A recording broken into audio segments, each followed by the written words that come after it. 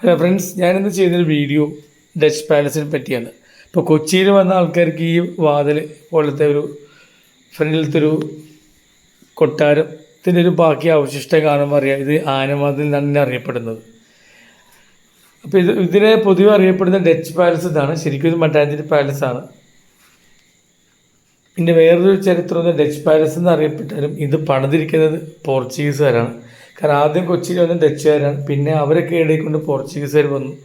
പോർച്ചുഗീസുകാർ കൊച്ചി രാജാവിന് അവരുടെ സ്നേഹത്തിന് പാത്രമായിട്ട് പണികഴിപ്പിച്ചു കൊടുത്തതാണ് ഈ കേരള നാലുകെട്ടിൻ്റെ രൂപത്തിലുള്ള നടുമുറ്റമുള്ള യൂറോപ്യൻ ആർക്കിടെക്ചർ ആഡ് ചെയ്തേക്കുന്ന ഈ പാലസ്. അങ്ങനെയാണ് ഇതിനെ ഇന്നും ഡച്ച് പാലസ് എന്നാണ് അറിയപ്പെടുന്നത്.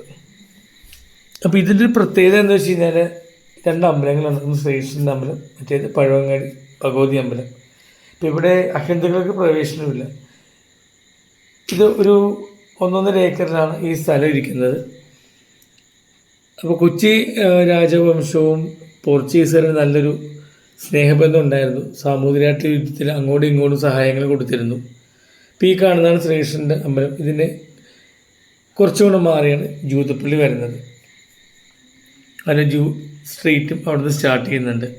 വാസ്കോ ഡി ഗാമ 1498 കപ്പാട്ടിൽ വന്ന് ഇറങ്ങിയതെല്ലാം കൊച്ചി രാജാക്കന്മാരെ സ്വാഗതം ചെയ്തതാണ്. പോർച്ചുഗീസുകാർക്ക് ഇവിടെ ഫാക്ടറി പണിയാനുള്ള സൗകര്യങ്ങൾ ചെയ്തു കൊടുത്തു. അതിന് പ്രത്യുപകാരമായിട്ട് സാമൂതിരി യുദ്ധത്തിൽ പോർച്ചുഗീസുകാർ കൊച്ചി രാജാവിനെ സഹായിച്ചു. പിന്നെ ഇവർ അബദ്ധവശാൽ ഒരു അമ്പലം ഇവരുടെ ഭാഗത്തു നിന്ന് നശിപ്പിക്കപ്പെട്ടതുകൊണ്ട് അതിനൊരു പ്രത്യുപകാരമായിട്ട് ഒരു പണിതാണ് ഈ പറഞ്ഞ ഡച്ച് പാലസ് എന്നാണ് പോർച്ചുഗീസ് പണിത കൊട്ടാരം. പിന്നെ ഇവിടുത്തെ ഒരു പ്രത്യേകത എന്ന് വെച്ച് കഴിഞ്ഞാൽ 1864 മുതൽ താഴേക്കുള്ള എല്ലാ കൊച്ചി രാജാക്കന്മാരുടെ ചരിത്രവും ഡീറ്റെയിൽസും കൂടി ഡിസ്പ്ലേഡ് ആണ്. അവരുപയോഗിച്ചിരുന്ന ഐവറി പല്ലക്ക്, റോയൽ അംബ്രല്ല, റോയൽ ഡ്രസ്സുകൾ, ഫങ്ഷൻ ഇടുന്ന ഡ്രസ്സുകൾ, പിന്നെ സ്റ്റാമ്പുകൾ, അതുപോലെ കോയിൻസ്, ഇതെല്ലാം അവിടെ ഡിസ്പ്ലേഡ് ആണ്.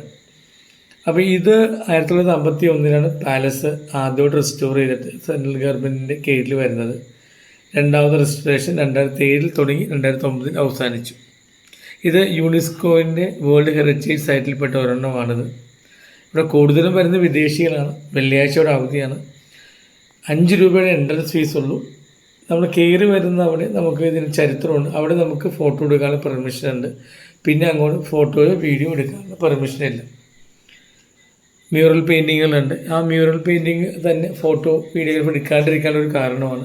സീലിംഗ് എല്ലാം കേരള ആർക്കിടെക്ചർ തന്നെ ചെയ്തിരിക്കുന്നതാണ്. അപ്പോൾ തീർച്ചയായിട്ടും ഇവിടെ വന്ന ഒരുപാട് ചരിത്രം കേരളത്തിൻ്റെ അല്ലെങ്കിൽ മധ്യ തിരുവിതാംകൂർ, കോഴിക്കോട് സാമൂതിരി ബന്ധപ്പെട്ട ചരിത്രങ്ങൾ പഠിക്കാൻ പറ്റും. ഈ പാലസിൻ്റെ ഡീറ്റെയിൽസ് ഇംഗ്ലീഷിലും ഹിന്ദിയിലും മലയാളത്തിലും ആലിംഗനം ചെയ്തു വെച്ചിട്ടുണ്ട്. അപ്പോൾ ഇത് ഉറപ്പായിട്ടും നമുക്ക് കാണേണ്ട ഒരു ഇതാണ്. ആനവാതിലിൽ ഇറങ്ങിയാൽ ആനവാതിലൊരു കയറി കഴിഞ്ഞാൽ അപ്പുറത്തെ വാതിലിൽ തിരിച്ചിറങ്ങിയാൽ നമ്മൾ ഇറങ്ങുന്നത് ജൂട്ട് സ്ട്രീറ്റിലോട്ടാണ്. അവിടെ നിന്ന് നമുക്ക് സിനഗോഗും മറ്റുള്ള പഴയ പുരാതനമായ മട്ടാഞ്ചേരി വ്യവസായമായ അന്നത്തെ ടൗണെല്ലാം കണ്ട് നമുക്ക് നല്ലൊരു സായാഹ്നം ചിലവഴിക്കാൻ പറ്റും. 5 രൂപയുള്ളൂ. 5 രൂപക്ക് ഒരുപാട് ഹിസ്റ്ററി ഇഷ്ടപ്പെടുന്നവർക്ക് ഒരുപാട് കാര്യങ്ങൾ പഠിക്കാനുണ്ട്. വെള്ളിയാഴ്ച അവധിയാണ്. തീർച്ചയായിട്ടും നിങ്ങൾ വരിക, കാണുക. കൊച്ചിയുടെ ചരിത്രം ഇതിലൂടെ നമുക്ക് അറിയാൻ പറ്റും. Thank you. ബൈ.